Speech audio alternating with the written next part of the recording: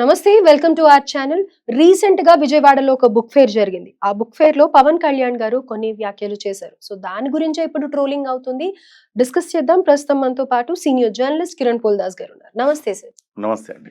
Sir, so విజయవాడలో book fair attend అయినప్పుడు పవన్ కళ్యాణ్ గారు కొన్ని చెప్పారు కదా. ఆయన బుక్స్ మీద ఇంట్రెస్ట్ ఎలా ఉంది అనేది ఎక్స్ప్రెస్ చేశారు. దానికి వైసీపీ బ్యాచ్ మొత్తం ఇంకా రెడీ అయిపోయారు ట్రోలింగ్ తో. ఆ ఫన్నీవి చూస్తే చాలా నవ్వొస్తోంది. దానికి మీరు ఏమంటారు సార్? నవ్వుకోవడానికి బాగానే ఉంటుంది కానీ ఇక్కడ ఆయన మనం ఏం గమనించాలి, ఆయన బుక్ ఫేర్లో చెప్పిన మాటలు చాలా అద్భుతమైన మాటలు చెప్పాడు. ఇవాళ దేశంలో ఏ రాజకీయ నాయకుడికి లేనంత పరిజ్ఞానం ఆయనకు ఉంది అనేది ఆయన మాటలు వింటే మనకు అర్థమవుతుంది. ఇక పేటీఎం బ్యాచ్కి పని బాట ఏముంటుంది, ప్రతిదాన్ని మీమ్స్ చేసుకొని ఆనందించుకోవటం వాళ్ళకి అలవాటైంది. ఇంకా వాళ్ళు అట్లా నవ్వుకోవడం, పిచ్చి పిచ్చిగా పిచ్చి పిచ్చి మీమ్స్ చేసుకోవడం, పిచ్చి పిచ్చిగా నవ్వుకోవడం, ఇవే తప్ప వాళ్ళకి ఇంకేం మిగిలింది చెప్పండి. 11 ఆ 11 కూడా అసెంబ్లీకి రావట్లా, ఇంకేం మిగులుతుంది వాళ్ళకి? సార్ అట్లీస్ట్ మీమ్స్ అన్న పర్ఫెక్ట్ గా చేస్తున్నారు అనుకోవచ్చు కదా సార్, మీడియాని బాగా యూజ్ చేసుకొని. మీమ్స్ కూడా ఏం పర్ఫెక్ట్ చేస్తున్నారు చెప్పండి. ఇప్పుడు మనం 2-3 అంశాల మీద వాళ్ళు గట్టిగా మాట్లాడుతున్నారు. ఒకటేంటంటే ఆయన మీరు చెప్పిన మీమ్స్లో ఏం చేస్తున్నారంటే, ఆయన 2 లక్షల పుస్తకాలు చదివాను అన్నాడు గతంలో, ఇప్పుడు మళ్ళీ దాని గురించి మాట్లాడుతున్నాడు. దాన్ని వెనకరిది మళ్ళీ ముందుకు తెస్తున్నారు. 2 లక్షల పుస్తకాలు చదివానని ఆయన చెప్పింది నిజమే. నిజంగానే 2 లక్షల పుస్తకాలు చదివాడు. ఎట్లా? ఆయన చెప్పింది 2 లక్షల పుస్తకాలు కాదు, 2 లక్షల రూపాయల విలువైన పుస్తకాలు చదివాడు. ఓకే, అది నాగబాబు గారు ఒకసారి చెప్పింది. నాగబాబు గారు కూడా క్లారిటీ ఇచ్చారు దీనికి సంబంధించి. 2 లక్షల రూపాయల విలువైన పుస్తకాలు చదివాడు. 2 లక్షల పుస్తకాలు మానవ మాతృడు ఎవరైనా చదవగలుగుతాడండి? రోబో 2లో రోబో ఉంటది కదా సినిమాలో, రజనీకాంత్ రోబో. ఇలా అంటే ఒక పుస్తకం అయిపోద్ది, ఇలా అంటే ఒక పుస్తకం అయిపోద్ది. అలా చదివితే తప్ప 2 లక్షల పుస్తకాలు అవ్వవు. అంత వర్త్ అంత 2 లక్షల రూపాయలు విలువైన పుస్తకాలు చదివారు. దాన్ని కావాలని ఈ రకమైన ట్రోలింగ్ చేస్తున్నారు. అది ఇప్పుడు సరిగ్గా చేయట్లేదు అని అంటారు. రైట్. ఇప్పుడు రామ్ గోపాల్ వర్మ అని ఒక స్టూపిడ్ డైరెక్టర్ ఉన్నాడు కదా, వాడు ఒక సినిమా తీస్తూ పవన్ కళ్యాణ్ గారు ఏదో పుస్తకాన్ని ఇలా అడ్డంగా ఇలా పెట్టి తీస్తే చదువుతున్నట్టుగా, తిరగతిప్పి చదువుతున్నట్టుగా ఒక మీమ్ తయారు చేశాడు. ఆ సినిమాలో ఉంటది అది. దాన్ని పట్టుకొని వీటిని పట్టుకొని చేస్తున్నారు. నిజంగా చెప్పండి, ఆయనకున్నంత జ్ఞానం ఈ సమకాలీన రాజకీయాల్లో ఎవరికైనా ఉందా చెప్పండి? ఎంతో మంది ముఖ్యమంత్రులుగా లేకపోతే ఇంకా మంచి మంచి పొజిషన్స్ లో చేసి ఉండొచ్చేమో కానీ పవన్ కళ్యాణ్ గారికి ఉన్నంత జ్ఞానం ఉందా ఎవరికైనా? ఏ పుస్తకంలో ఏ రాశారని ఉదాహరణలతో సహా వివరించుతూ మాట్లాడతాడు ఆయన.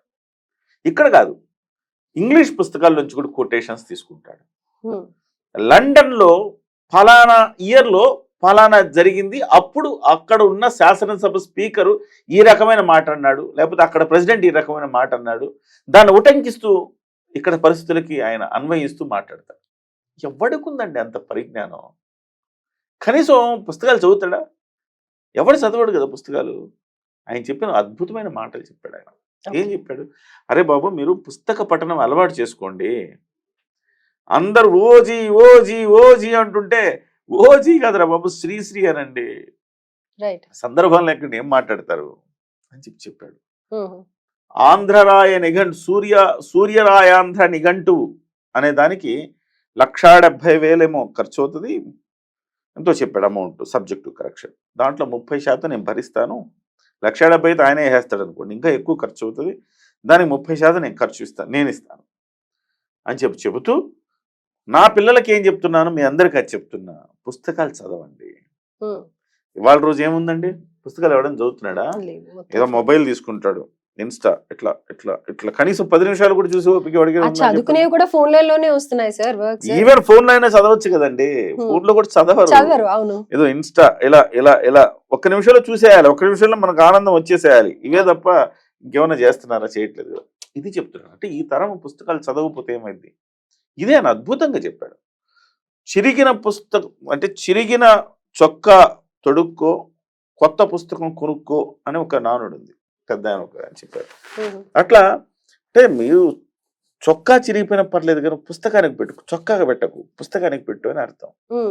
అంత గొప్ప పుస్తకం అంటే ఒక నాలెడ్జ్ అండి. ఆ నాలెడ్జ్ని వాడెవడో జీవితాంతం కష్టపడి ఈ రచయితలు అనే వాళ్ళు ఎంతో శ్రమపడి వాళ్ళ జీవన సారాన్ని అంతా తీసుకొచ్చి అందులో పొందుపరిస్తే మనం ఒక 100-200 పెట్టి ఆ పుస్తకాన్ని పెట్టి చదువుకుంటే వాడి జీవితంలో వాడు సంపాదించిందంతా మనం చదవచ్చు కదా. ఎంత గొప్ప విషయం అనమాట. ఆ సమయంలో ఆయన ఏమన్నాడు, పాఠశాల విద్య గురించి కూడా మాట్లాడు. దీని మీద కూడా మీమ్స్ వస్తున్నాయి. పవన్ కళ్యాణ్ ఏమన్నాడు, తెలుగు మీడియంలో చదవండి అంటున్నాడు. తెలుగు మీడియంలో ఎలా చదువుతారు? సో మా అన్నేమో అందరిని ఇంగ్లీష్ మీడియంలో చదివించి గొప్పోళ్ళని చేయాలని ట్రై చేస్తుంటే వీళ్ళు మళ్ళీ వీధి బడిలో తెలుగు చదివించాలని ట్రై చేస్తున్నాడు పవన్ కళ్యాణ్ అని దాని మీద విమర్శ. వీళ్ళకి కొంచెమైనా కాస్త బుర్ర అంటే అంత జగన్మోహన్ రెడ్డి గారు లాగే ఉంటారేమో, ఆయనకి కూడా బుర్ర ఉండదు.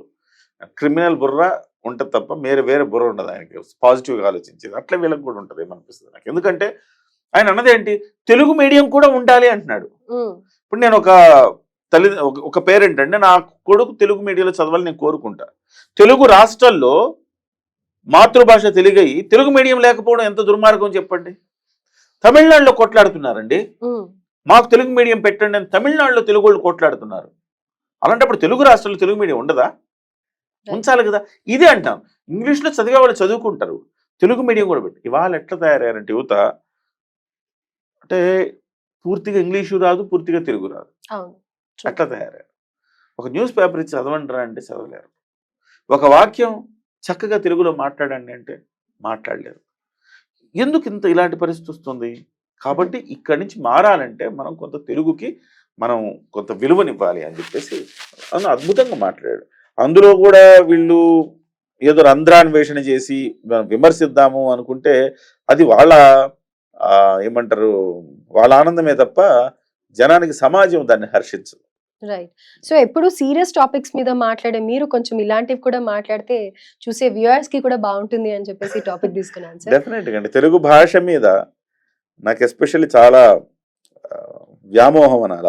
తెలుగు భాష అంటే చిన్నప్పుడు నుంచి కూడా తెలుగు పట్ల అలాగ అభిమానంతోనే పెరిగాము. ఇవాళ కూడా తెలుగు పట్ల అలా ఉన్నాం కాబట్టి. By the way, I would like to ask you, I think so this is the right situation.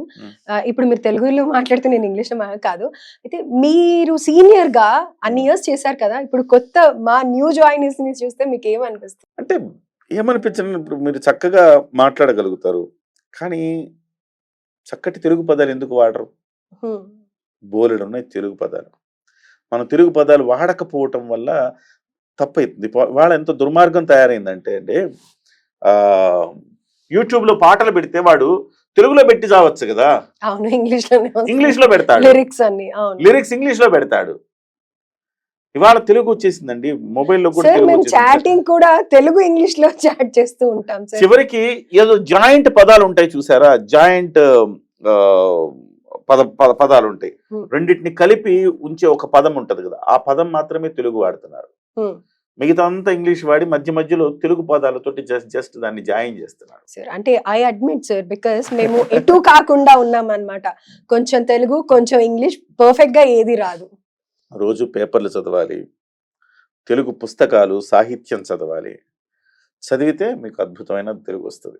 ఇప్పుడు మనం ఏదైనా చెప్పేటప్పుడు ఒక నానుడి చెప్తామా, ఆ నానుడులన్నీ ఎక్కడి నుంచి వస్తే మనం తెలుగు పుస్తకాలు చదివితే వస్తాయి.